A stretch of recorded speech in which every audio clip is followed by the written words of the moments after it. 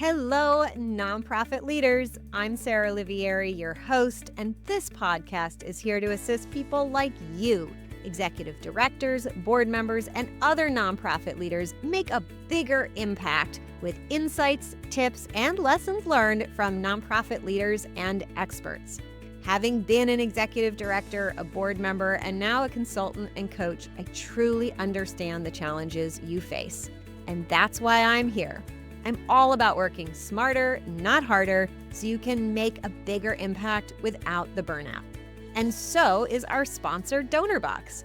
DonorBox isn't just a suite of helpful fundraising tools, it's a partner that helps you raise more money and supports you in retaining your donors. I love their forward-thinking approach. Visit donorbox.org to learn more. And don't forget to sign up for the Inspired Nonprofit Leadership newsletter, where you'll get bite-sized, actionable tips just for nonprofit leaders like you, delivered weekly to your inbox. Sign up at inspirednonprofitleadership.com/sign up. Okay, let's dive into today's episode. My guest for this episode is an Emmy and Edward R. Murrow award-winning journalist, international speaker, and founder of StoryLead. As the first Ethiopian American newscaster to receive an Emmy, she helps leaders and business owners amplify their stories and boost visibility. With more than a decade reporting for outlets like CBS News and the Black News Channel, Bofta has created historic moments from the White House to the 2020 election. And as a former Capitol Hill correspondent, she's known for her powerful storytelling and trusted voice on issues impacting communities of color. Today, she is a sought-after speaker and corporate trainer who empowers entrepreneurs, nonprofit founders, and thought leaders to elevate their presence online, on stage, and in their industries, driving greater visibility, impact, and revenue. Welcome, Bofta. It's such a pleasure to have you here. Before we dive into all sorts of good topics for our nonprofit leaders, will you just tell us a little more about yourself personally to round you out as a whole person? Yes. Well, we were just talking about when we were in the green room, right? That quote, air quotes, our green room before podcast. And I had to run and get my coffee, y'all, because and I love mugs that say something inspiring just because it's the first thing you see in the morning.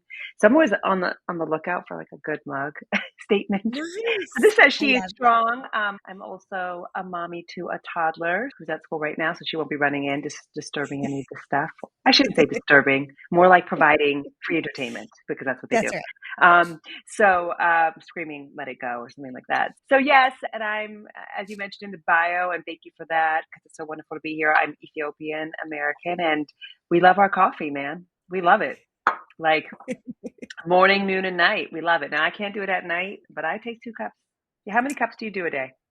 So I am at 2 currently. I try to be at 1 and then switch over. But as I mentioned, I used to own a cafe, and it used to be a lot more than 2. And then I would kind of take a break from coffee to bring myself back in the 1 range. But a year ago, 2 years, a year and a half ago, I was like, I need to bring this, actually quit. And fun fact, you quit? Drinking coffee is considered, I quit. Well, and then I was for a long time, I was like, I can have caffeinated coffee only at a cafe. So I'd have to leave my house. Okay. That kept it under control. But when I was, it's hard to quit coffee. And I actually found that drinking coffee is considered not an issue.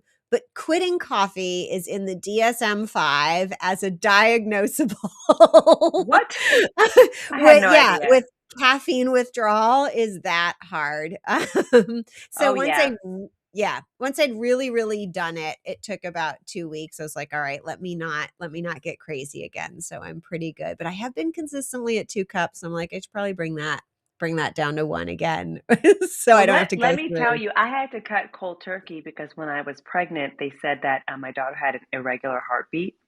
Oh, and yeah. It terrified me. And they said, we bet that it's the coffee. And sure enough, I quit cold turkey. They said no chocolate, no decaf tea, no nothing. Like, and I Wow. was working like 4 a.m. broadcasts at that time. And I was like, I really need coffee right now. Like, I'm driving to DC 30 minutes at 3 a.m. Like, I need coffee. And I had to cut cold turkey. And let me tell you, that was hard. But a week later, her heartbeat was fine.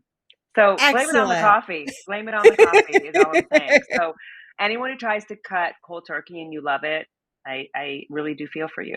So, Yeah. but yeah. Yeah, it's a thing. Anyways, And I want to yeah. just acknowledge your mug love. I'm not a notes on mugs person, but Mm, I love my mom was a ceramic artist. I love like different mugs. This is a mug made by a company called Denby, which I like their stuff because they're like the oldest, like they source their own mm. clay. They're based in England and they're like the oldest ceramic manufacturer. Like Oh, still they make wow. these in operation consistently, Cool. continuously, and it just makes me think about, it's not that they're like super, they're very durable, and I just like I think about the clay Mm, coming from the earth and like how nice. long it's been there and then like molded into something that like I get to hold in my hands every day. I love that history of the things that we I love use in that. our lives. I love that. Look, your listeners are going to be like, all right, it's time for coffee. That's right. Just keep playing this as you get your coffee. Don't leave us because we made you want coffee in a cool, cute mug. Okay. Yeah, All right. All right. absolutely. That's my So, for those of disclaimer. you drinking your coffee or getting your coffee, we'll Yeah. transition into some leadershipy things. And Bofta's an expert in so many things, but I wanted to talk to her today about LinkedIn, Hmm. especially. She and I got connected first on LinkedIn, and you That's have right. heard me say on this podcast, like, you need to be on Hmm. LinkedIn. And I know Bofta agrees. So, why don't we just start? Yeah. What are your thoughts about nonprofit leaders and Hmm. LinkedIn? Most are behind the eight ball and don't realize the power of LinkedIn. There will be a time, I think, when LinkedIn isn't this powerful. There probably will be a time, but we've got years. So if you are behind, the good news is you can, catch up and start building your brand. The reason why I think it's so powerful is because you can connect to clients, those you impact, decision makers, donors. There's so many on this platform. I think it's at a billion now or something like that. And so when you are not building a brand, particularly a personal brand, and we can talk about this because people are usually like, what? This is about the organization, not about me. And I'm the first to say, but you're an extension of that. Like this is part of a whole Yeah. pie. And so when you start to be more visible, people are attracted to why you got involved, your voice, the power of the mission, personality. We want human connection. And the organization name, let's remind ourselves, most nonprofits are not known globally, right? That's They're right. not. And so most are pretty small, but making a difference maybe in their respective communities or states, and a heavy difference, right? So I'm not undermining that at all, but you have to recognize that people don't know you enough.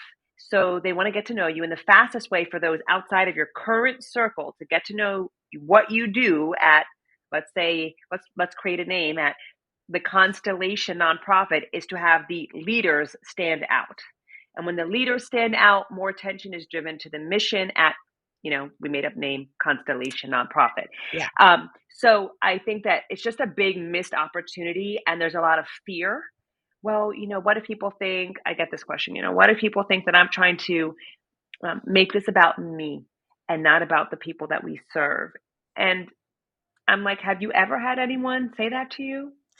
And I have never heard anyone say that to any of my clients who are very visible. In fact, Yeah. they feel more implored to give because they see the work more clearly, they understand the message more, they understand why you're personally involved, and they look forward when you say, hey, I'm going to be in Arizona visiting. They're like, oh yeah, yeah, yeah, like let's have a coffee, let's have a lunch. They're more willing to do those um, huge impactful meetups with key donors because they see your brand. And guess what, Yeah. we're attracted to people who play big. Again, all human Totally. nature. Like it's not, I'm not making this up. This is human nature. We want to be around people who play bigger and who see themselves as bigger. So a lot of this is just fear. It's just fear. Yeah. Yeah, I completely agree. I want to pick up on the play bigger theme in just a moment because I think that's really important. But just, I wanted to add a few things to what you said. You're so right. People are like, they feel Hmm. uncomfortable sticking their head out there. But there is, in my mind, no better place than LinkedIn because the context of LinkedIn is networking around businessy things, aka supporting each other Yeah. Yes. in growing our Yes. businesses and our professional careers, right? So like Mhm. everyone is there to help you. Like Right. I it's mean, we met on LinkedIn, you know what I mean? yeah, Through mutual connections. I mean, funny enough, right, Sarah? So I think you're absolutely right. And right, it's called LinkedIn. They want to link you in. And so I think a lot of people think ick when they have to make when they see themselves, and this is something I hear a lot too, as introverts, yeah, and they now have to play more visibly, yeah, and there is an ick to that. That's the best word I can yeah, come up with. Maybe it's because I yeah, hang around a toddler, right? But it's the best word. It's like this ick, this discomfort around it. yeah. Did you just freeze, It's Sarah? true. People feel that. I see it where our videos are freezing, but the recording won't get that. So, because it's downloading Oh locally. So as no. long as you can hear me, I think we're good. Oh, No.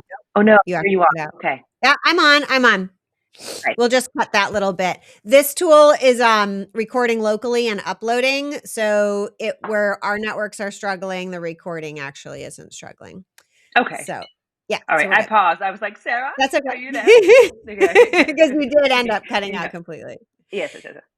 So I Okay. love, I completely agree. I love, it is a place where we want to be connecting with people and people aren't going to see you as ick. And in fact, like just to double down on why if you do feel that way, why it should be LinkedIn is Hmm. because unlike platforms where like they want like multiple pieces of content a day, LinkedIn actually you can like Correct. post too much like and things last a long time. So, Hmm.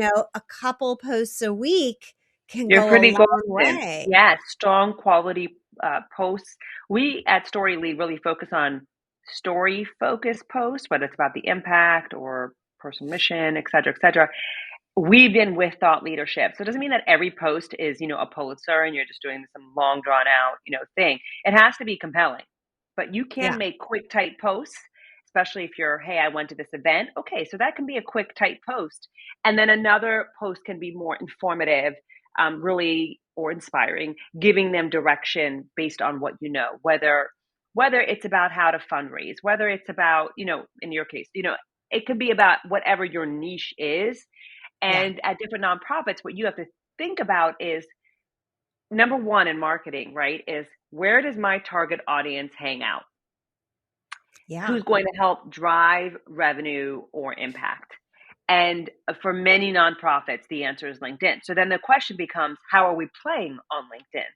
Right. And if we're not playing on LinkedIn and other people are, or we're not building that brand, that personal brand, then somebody else is capturing that donor because they're attracting them, frankly, with their content, with their message, with their personality, with their humanity.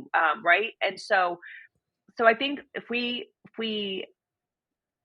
people are listening to this and they're like, okay, cool, I get it. Okay, Sarah Bofta, I get it. I need to be on LinkedIn. What's the first step? We Yeah. have a small team. All right, these are all things that I've heard. So the first thing that I would tell everyone is you need to make sure that your headline is primed for your target audience. So Mm, you want to make sure the headline has so much space. So if all you're putting there is like nonprofit leader or something very generic, executive director, then you're missing out on tons of space that it gives you. So make sure you have a high resolution photo. You can look this day and age, your niece or nephew can take that bad boy. Okay. So there's that's no right. excuses. Or run to J.C. Penney because they still do it. Yes. If you don't, and I'm, Do they I'm talking about, really? Oh I'm looking my at, god. yeah, look, I'm talking about if you're on a shoestring budget. Okay. Now, obviously, if you have the funds, hire a photographer, like do Yeah. it right. Okay. But let's just go down to, hey, we've got a shoestring budget. Okay. Well, then those are some options that you can do, but you need a strong, high resolution photo. This is going to make people believe you are who you say you are when you actually do connect. Because remember, people, you can try to connect with someone like Sarah, but if she's like, you have no photo or it's grainy, and then you're just putting a generic name, she's not going to maybe be compelled to connect with you. So you want to Yeah. make your profile attractive. And then the banner is like a free ad to thousands of people. So it's like doing a commercial around the clock. So if you're not using the banner space, that's incredibly important too, because this is where the eyes go as soon as somebody wants to connect with you. You know, they connect on your name and then they look at your profile. Make sure some piece of your story is part of that about section. Again, tons of space. So talk about the impact that you have, the work you've been doing for how many years, if you've got a podcast, right? So just talk about the mission, why you decided to join them, what you're looking to do, and how somebody could help support you. Yes, you have that much space just in the Yeah. about section. And here's I a just quick read yeah. go. I No, just no. redid my about Yeah, it's good section, so to. It's I'm good in to. touch with it, and, there is so much space, and one of the things I was thinking about when I redid it was, like, this is my, like, introduction That's right. moment, Yes. and so this time include as well as, like, my professional stuff, I included some more personal stuff, and I was thinking about, um a really nice concept that a friend of mine who's a great marketer, and I think what he called it, like fishing lures. I don't know. It doesn't really matter. But he was like, when you introduce yourself the first time, give people like a, a tasting variety of different topics that might catch their attention. So they have Yeah. like something to talk about. So, like for me, I've been making a point of doing that, and I did it in my bio. So my about section has like, what I do in my work and who I am, but also, I've traveled internationally. I've lived in Africa. Oh, cool. I now work with, it's not in my bio, but my two team members are both actually in Kenya. Two Hmm. amazing Hmm. women who I love dearly. And I'm a sailboat racer. I'm allergic to gluten, right? And these all just Yeah. give people think I'm a mom. I have a neurodivergent 13-year-old, right? So like all these They're things, like like you might sticky not be, things. They're sticky. yeah, Yes. little things that you Sticky. could pick Hmm. up on and then Hmm. ask me about so that we can have a fun first conversation Right. rather than an awkward conversation where you don't know what to Exactly. ask me and I'm not sure what to ask you. Yes. Yes. Yes. Yes. Right. And it makes them want to follow you, connect with you in general, probably because you're adding some of those, things that make you you, frankly, right? Yeah. Like you're a world traveler and all those things that make you you. I think that's really cool and that's a good point. And we probably don't do enough of that in general on our about sections. The thing I was going to mention that people don't realize is that let's say somebody who's a nonprofit leader all of a sudden says, you know what, 2026, 2027, this is the year that I want to be a speaker. Then I would Yeah. tell them to put speaker in every possible area of your profile. Because when Yeah. linked, someone's searching for speaker and nonprofit and it has some of your jam, whatever your jam is, right? Speaking to your audience here, whatever it is, and then it's speaker. So let's say you're a leadership speaker, then I would put leadership speaker. And if you already have nonprofit, when people put in nonprofit leadership speaker, you want to come up. So make sure, let's say, Yeah. that example, leadership speaker is not only in your about section, but in all parts of your resume, that it's part of your skill set, that it's part of your headline, right? So you just want to infuse it every single area. Another thing that I hear people say is like, well, is it smart to do a company page, right, Sarah? I get this question. The nonprofit company page and my own personal LinkedIn. We're a small Yeah. team. How can we juggle both? And what I tell people is if you're a small team, you've got to focus on what's going to bring in the results that you want the fastest based on your goals. So I Yeah. would double down on the personal branding, which nobody likes to hear.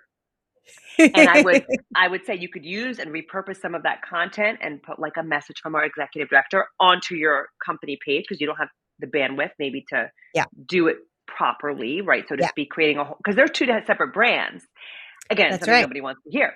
So because that means work, like that means work, right? So what I tell Yeah. people is you want to get results faster. So double down on the personal brand. When you get some steam, then move into if you want to feel compelled to, then do the company Yeah. page and take it more seriously, right? But start with the personal branding and you'll be amazed. One of our clients, after a year and a half, now she had gotten wins along the way, but at about the year and a half mark, And she said, I don't think I would have gotten this if I had maintained at zero visibility. She went from 0 to 10 and she really rocked it. I mean, she leaned in, introvert, all the things people say, but she was like, this is the thing I'm missing. I'm not standing out. Yeah. She got $1 million grant in Q4, a Yeah. year and a half in. So that's not something that I can predict for a client, but I can tell them beautiful things will happen when you start to stand out. Speaking Yeah. engagements, authority, more connections. Board members want to connect with you more and lean into what you have to say. So do donors. New donors come in, right? Like all of these things, windfalls come in. I can't I can't predict $1 million grant, right? Who can? Right. But it literally fell in her lap. She was stunned. I, And it's just that results, happens with my consistency. clients who aren't working on marketing out. Like they come to me to like clean up their insides essentially. Yeah. And so often it leads to money because, when you start to work on yourself, whether it's Mm. as an organization or as an Oh, I love that. individual, you Hmm. start showing up better That's right. and people are like, I want what she's having, That's right. like That's right. they get Ah, into it. They're like, oh, yes. and it's Yes. and it's just kind of turning that lens inward. And I think LinkedIn can be the same thing. I want to add something that I just learned, had an aha moment about those company pages. Hmm. Even if all you do is make your business page for your nonprofit and make sure you put your logo in there, That's right. because anybody who ever works for you or lists having being on your board, it's Yes. going to show up in their profiles. And if you don't have your business page claimed Good and that point. logo in place on their profile, it's just going to be like a weird gray thing, right? And you want a little ad Yeah. You want that little and visibility thingy. a Yep. little bit of visibility. Hmm. And then your board members and your staff members, and for you, any work you're doing on LinkedIn, that's going to make a difference. Yep. So, Good point. like, yeah, no pressure, like you said, Yeah. right? Don't bite off more than you can chew. Like, no need to overwhelm yourself, but do create the page, claim the page, Yeah. and Yeah. put the logo and That's the a good basic point. Yes, information on. especially if you have a common name. Really good point. I love that.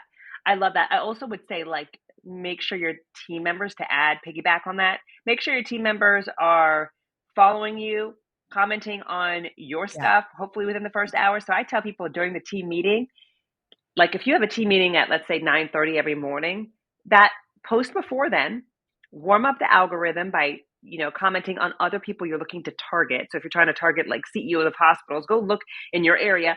Warm up LinkedIn, then post about 15 minutes later and have your team comment within the first hour. Now you've revved the engine properly. It's yeah, kind of like doing a remote start for the car.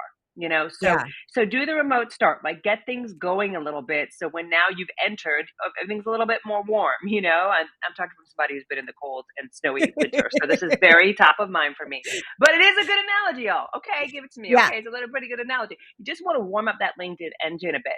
So I think for a lot of people, they go back to, we have a small team. We can't. I'm like, you can.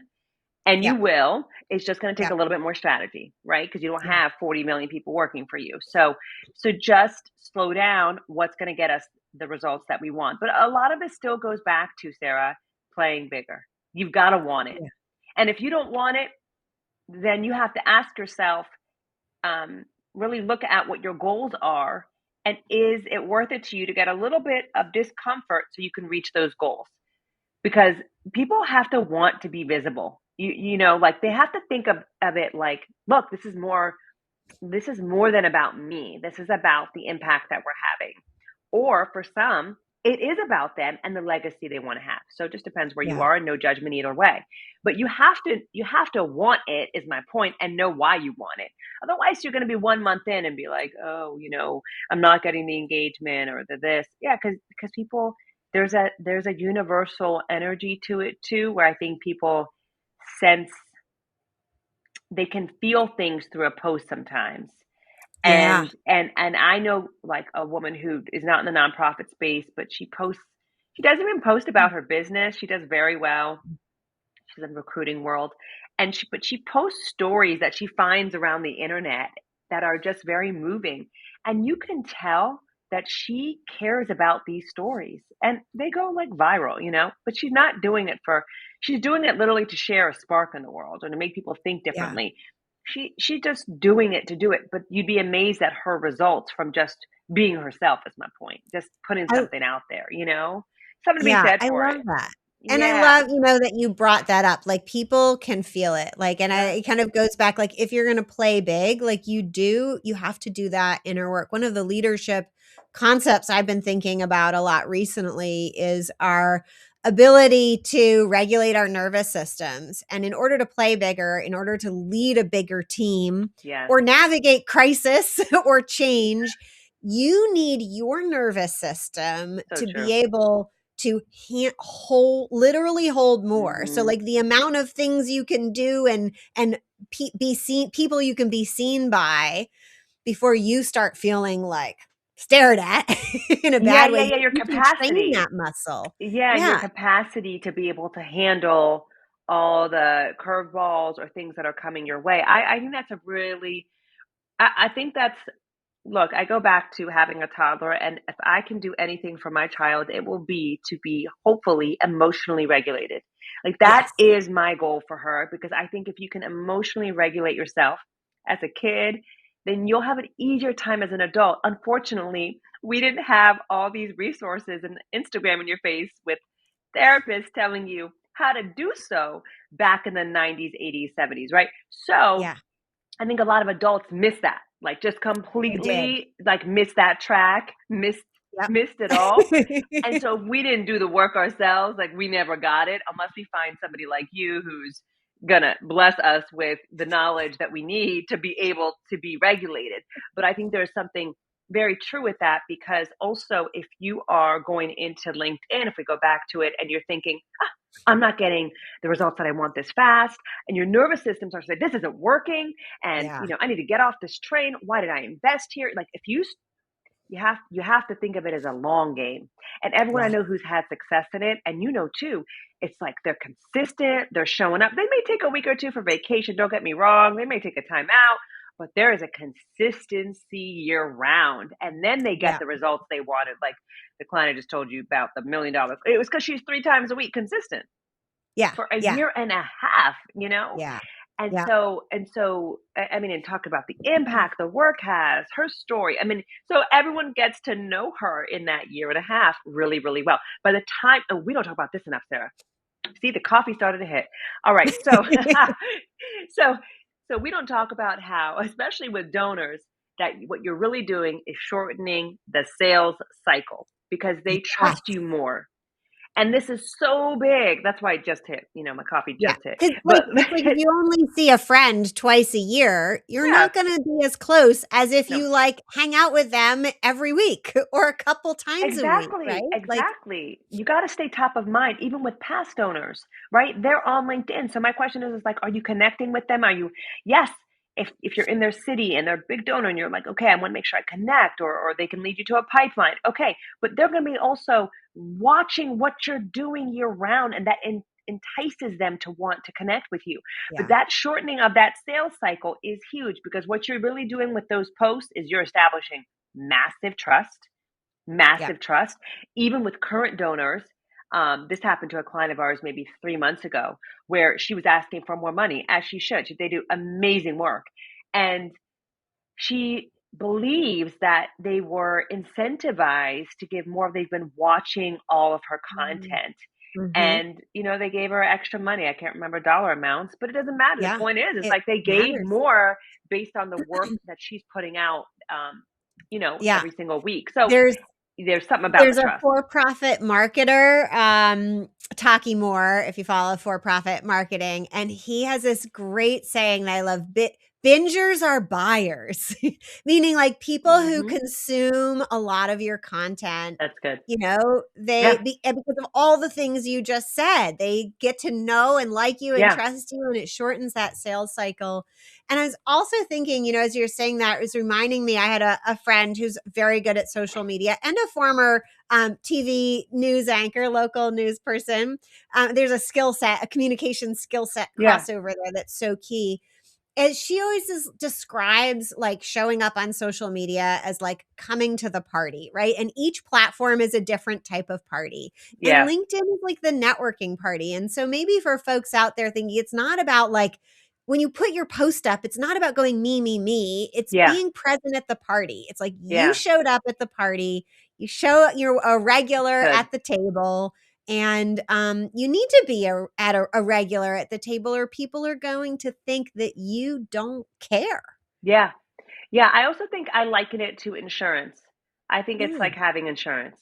I think it's like saying, if everything else fails, like we've got this going, this engine going that yeah, is working for us even when we're sleeping. Like that, yeah, insurance is like a safety net. So I think social media in some ways, not all the time, but can be very much, especially if somebody's working a 9 to 5 for sure. But even for leaders in the for-profit and nonprofit space, it is your insurance because it's going to show up for you when you think least you need it.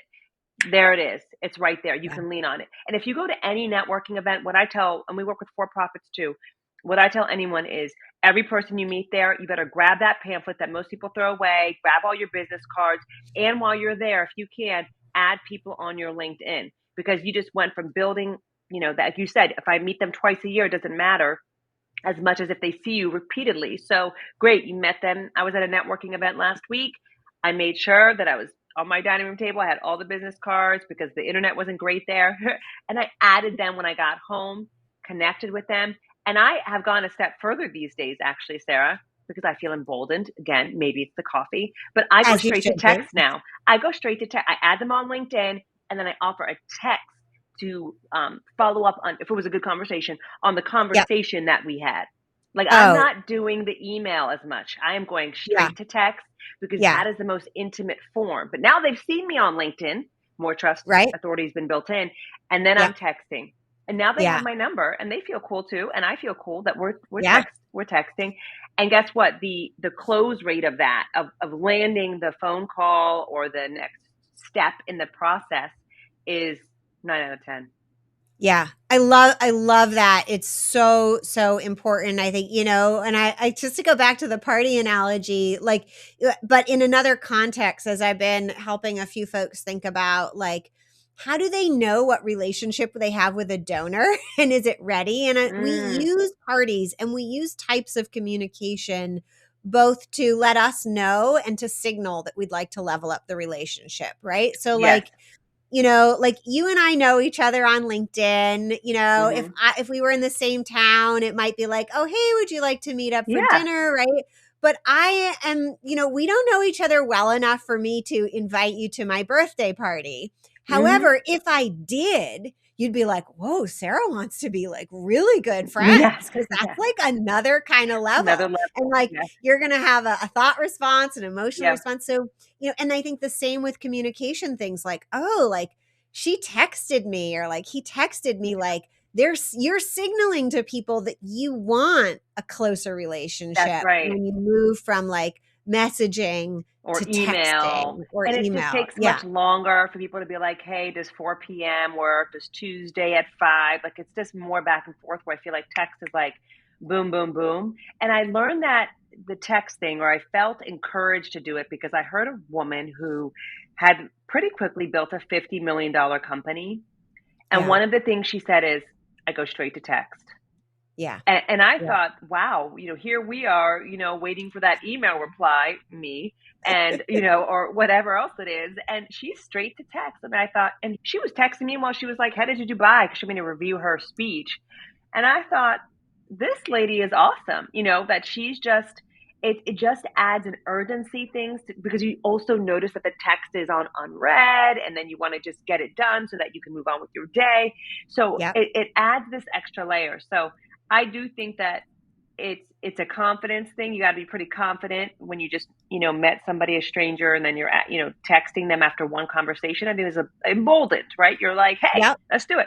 And guess what? You get the no faster too. No, I'm not really ready for a no, to move on with the next step because they know what the next step is. They said they wanted to maybe learn more. Now they don't. They change their mind, but I find out very quickly.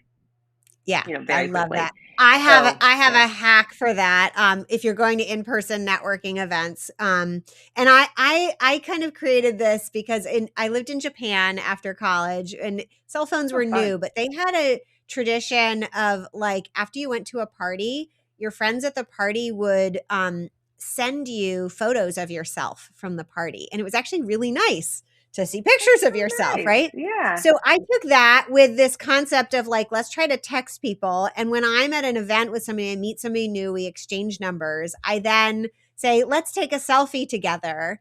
And I then text them the The photo selfie. of us. Nice. So they can see themselves, they can remember who I am. It starts the photo conversation, and it also helps me remember like who they Who's, were. yeah, I was 'Cause going to say, it warms yeah, it up a bit. Yeah, it warms it it up. You don't warms hear it for up. them in a month. That's right. Yeah. Oh, I And like it's that. easy, and these days too, like it can be a support, like let me take a selfie or something that you can use on social, right? So that you Yeah. now have something you can Right, post right, right, about. And right, I did the right. awkward selfieing for you. So Yeah, you're cool. exactly, exactly. You're right. And if you're a good photographer, it's like a really good thing, probably. Yeah. So, yeah, I think that that's true because, you know, going to networking events, which I think is an underrated skill. I had an intern who was a cousin last year, 2 years ago, and she's like, I'm in college and I've never really learned how to network. Like she came to Mm, events with me and she's like, I've just never worked a room for the purpose of landing a job yet or anything.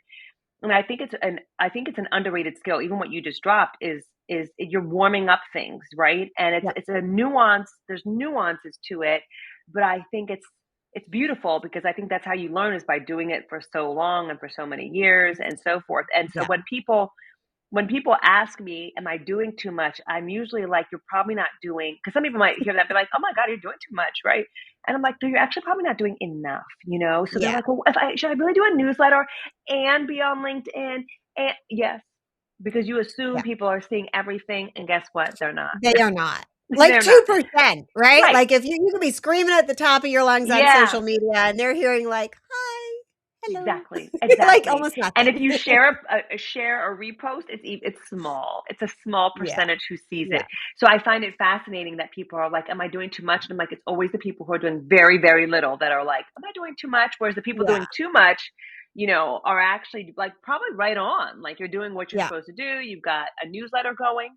And guess what? You could take what you wrote on LinkedIn. You don't have a lot of time. Work that bad boy right into your newsletter. I have a newsletter. I do the same thing. I think it's like you can massage it. Sometimes I'll do something different because I feel like my Yeah. newsletter is my little safe space community. And I'll talk about topics that are unrelated to marketing. Like I'm writing something this week related to stamina. And I think you need Mm. stamina in business. I think it's like, Yeah. again, not talked about how you need stamina to weather things while your personal life may be happening and different crises. You're maybe a caretaker for some parent or on right. So it's like there's curveballs. How do you say stamina? How does that Yeah. stamina? And so that may not be something I go deep into on LinkedIn. I might, but I see my community on the newsletter as like they're like my they're like if I had a farm, they'd be the animals that are always there. They're Yeah. not the ones who Yeah. come and visit over the fence. Like they are the bingers. They're So yeah, they're the they're your bingers to closest your point circle. They're earlier. yeah, you're raving Mhm. fans. Yeah, your raving fans, your They cheerleaders, want yeah. And speaking of raving fans, I had a good question from a client the other day, and this is something that your audience might be interested in. Is like, who should I accept on LinkedIn?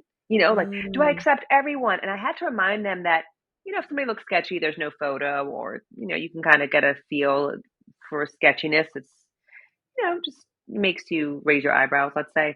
So you're like, don't accept them, okay? But for most people are not like that. And yeah.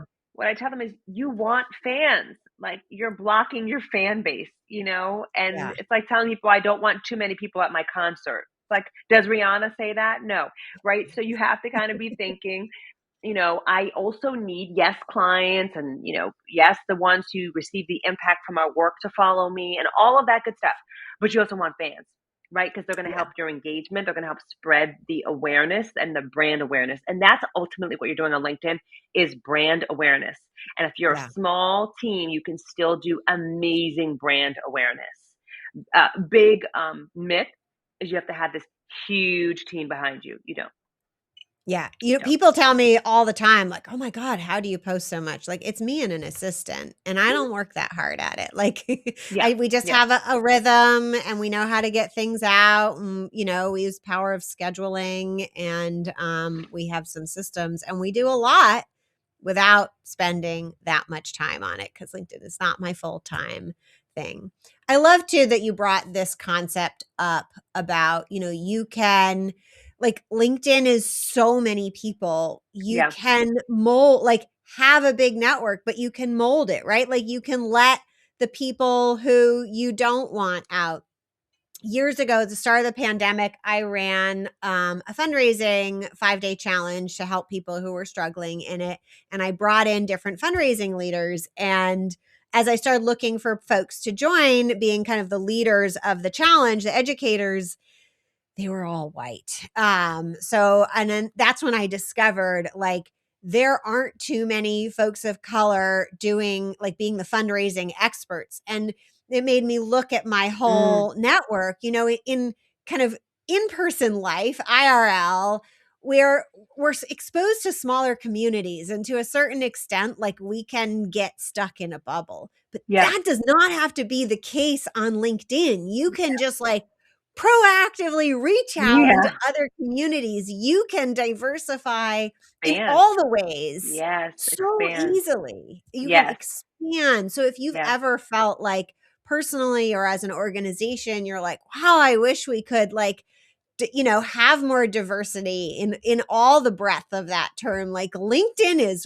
ripe for the picking That's because the right. whole world is at your disposal and Look, all I have landed communities are so there. much in my business, Sarah, to piggyback on that from LinkedIn, not just speaking opportunities internationally, but clients locally. I mean, it's just it's really one of those things where if you take it seriously, like most things in life, you will reap the benefits. But Yeah. if you are skeptical and fear based, it's not going to work. It's going to be like a hard pull up a hill. But if you Yeah. really allow yourself to say, where could this take me? When I first started taking LinkedIn pretty seriously, I remember I got, a DM and I was like, I don't know who this person is. And they wanted to do a phone call and they didn't tell me much. And I was early in my business. So, I was taking calls left and right. Like, okay, I had quit corporate. I was just like, okay, I'm going to get on the phone with this guy. I don't know him. What does he want? I didn't have the sales skills to even inquire in DM, just none of that. Anyways, he had a gala in London and wanted me to MC it in 4 months.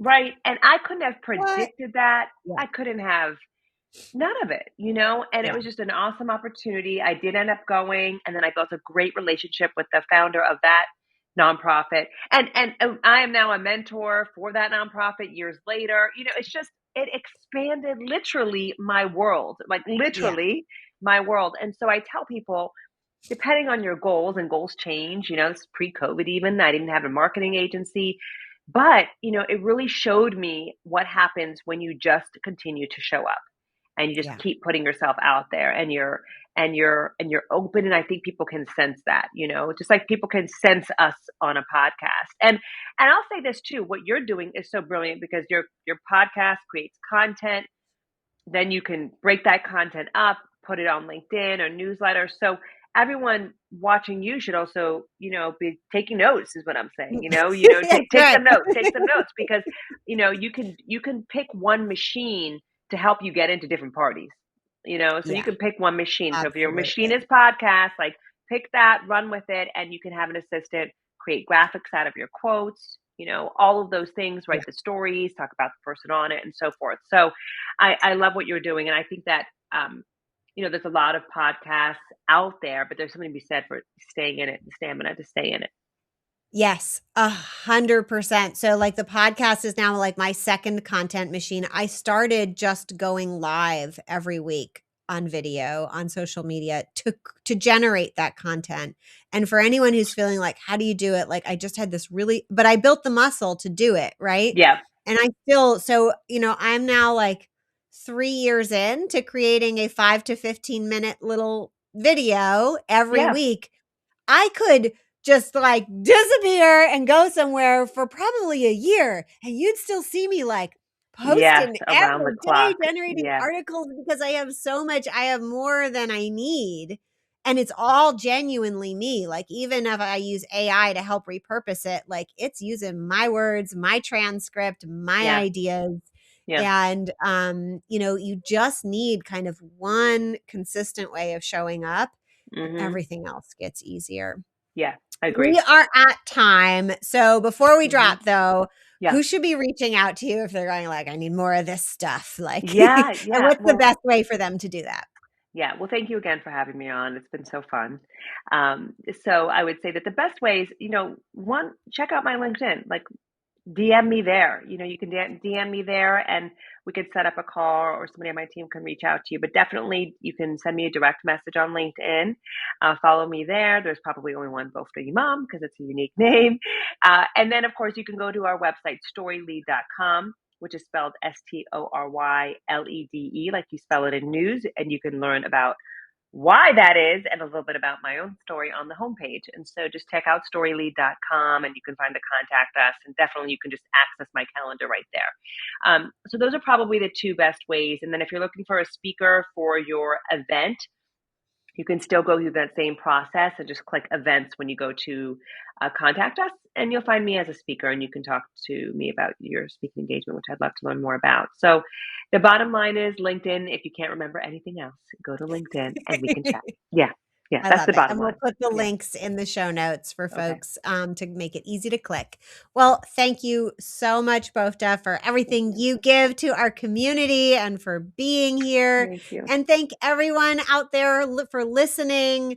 I wish you all the best in the work you are doing to make our communities better, your communities better, and come join our community. Find us on LinkedIn and support this podcast by sharing a Yeah. post on LinkedIn, even with a friend or colleague who would benefit. Until next time, I wish you all the best. You've been listening to Inspired Nonprofit Leadership. Thanks so much for tuning in. Be sure to subscribe so you don't miss a single episode or the bonus episodes. And while you're at it, please leave a rating and review and be sure to share with your friends and colleagues. Tune in every week for more useful insights and wisdom on nonprofit leadership. Thanks so much for all you do for the communities you serve. Until next time, all the best.